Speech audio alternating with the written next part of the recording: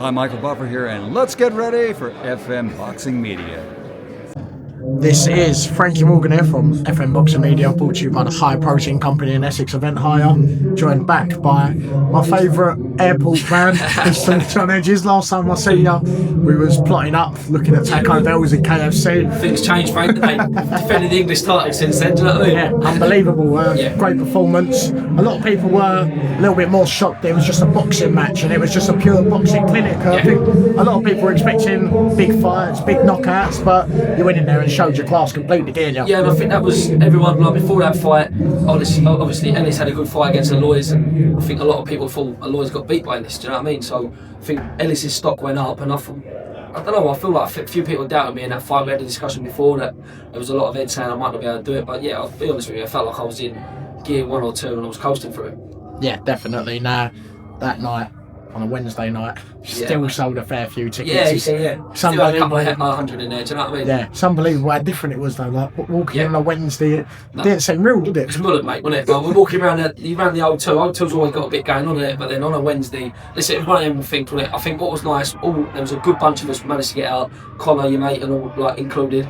And it was a good show. It was a good show for us prospects, to be fair, and I feel like that was the start of my big nights. Yeah, I'll be honest, when I see George Liddell, Tyler Denny, then I see Giorgio Vizioli, I was thinking, right, John Hedges. But it's a bit of a shame that it ain't worked out that way. But yeah, I feel like it's one of the ones, Frank, when I feel like when you get into the bigger fights, you realise you don't fight as often because the negotiation, the politics behind the scenes goes on a lot longer. Do you know what I mean? So, look, there's a few things on the horizon. I think it's the first time I've been in a position where I've had a load of options, mate, and I'm blessed to have them options, you know what I mean? So it's there's a couple of massive fights, to be fair. There's whoever I fight next is going to be a big fight. It's going to be a main event or co-main event, whether it's for the British, whether it's against a good domestic opponent, we don't know. Still negotiations going on, but yeah, it's going to be a big fight. We'd be silly not to mention the one that was obvious, that was apparently next, Pat Brown. He's obviously signed another fight now, but at the moment, he's still on the radar, isn't he? He's still on the radar. One thing I've never done is turn any fight down. I've never turned a fight down. That ain't me, ain't all that. And I'm telling you, the fight out.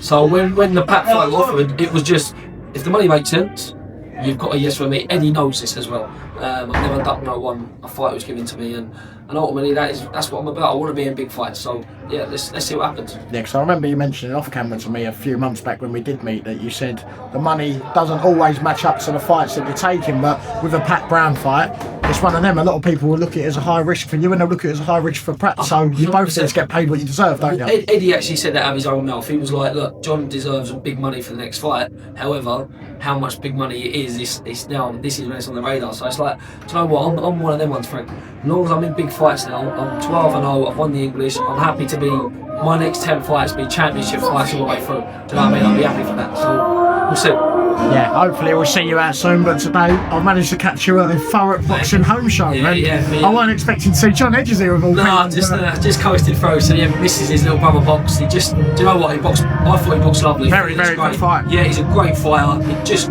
lost it there, but it's one of like amateur boxing. This is why I say DJs are for record to the amateurs, mate, because like that, they're two good fighters. It was very close, and yeah, he'd come on the wrong end of it. But another day, he would have probably gone. How good is it to go back to the roots and watch the amateurs every now and then, just to see what you used to do? Mate, I've got the young chap with me, like Harry. We're going to get this man in next. He's next in line. Harry Cox. He's going to have him. What do you reckon, H?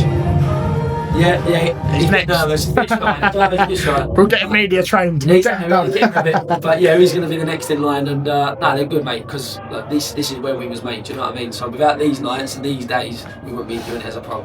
Yeah, luckily we're still in the first quarter of 2026 so far. By the end of it, could we maybe see John Hedges sat there with that British title? That's the goal. That's the goal. The conversation at the minute, Frank, is I want the British title more than anything, but I also don't want to be inactive until September, October waiting for a fight. So if that means me and Pat get it on before, then so be it. If we can come for the British, or if Chef Hart, me and Chef, me and the lawyers, any of them names, then let's go. 100%, John. I don't want to take too much of your time today. I know you're busy, but I really appreciate it. I look forward to seeing you soon. Cheers, mate.